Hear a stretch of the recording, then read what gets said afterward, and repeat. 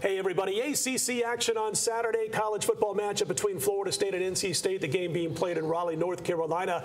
And I'm telling you what right now, if you didn't get Florida State early, you got to think twice now possibly, because you've got the Seminoles who opened 13 and a half, all the way up to 14 in some books as we cut this video. And Brian, I want to start with you. The Noles were a little bit sluggish at times against South Florida.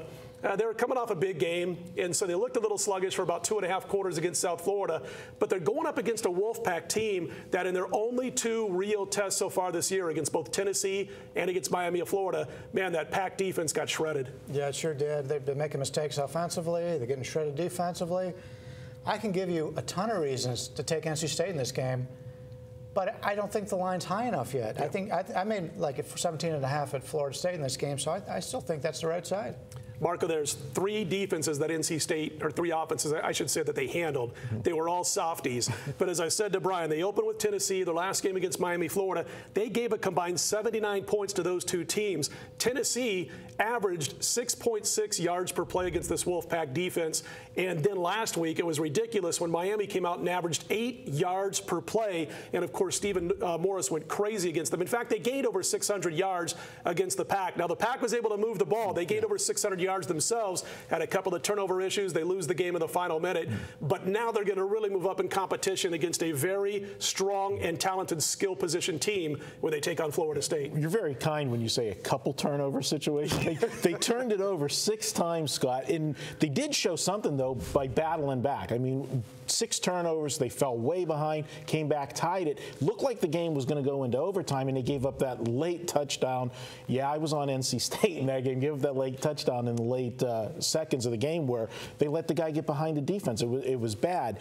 But this week, you know, I don't like the NC State quarterback when he's pressured. And Florida State, to me, last week, looked like they just walked through the game. And, you know, they were coming off that big game with Clemson the week before.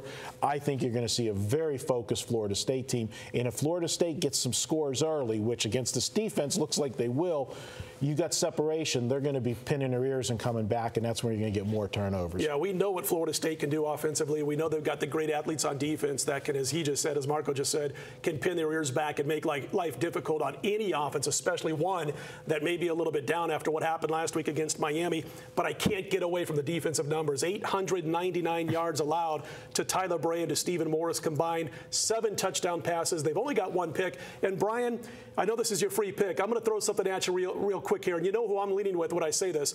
NC State against the Vols and against the Canes, they faced 90 drop-back opportunities. They have a grand total of 2 sacks in those games. Yeah, it's amazing. You talk about the 2 teams they just played.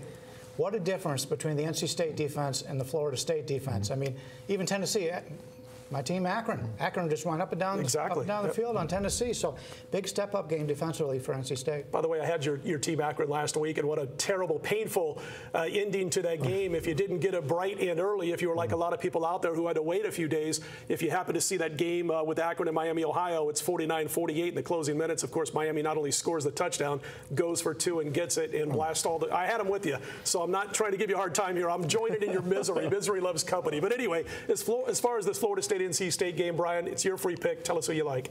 All right.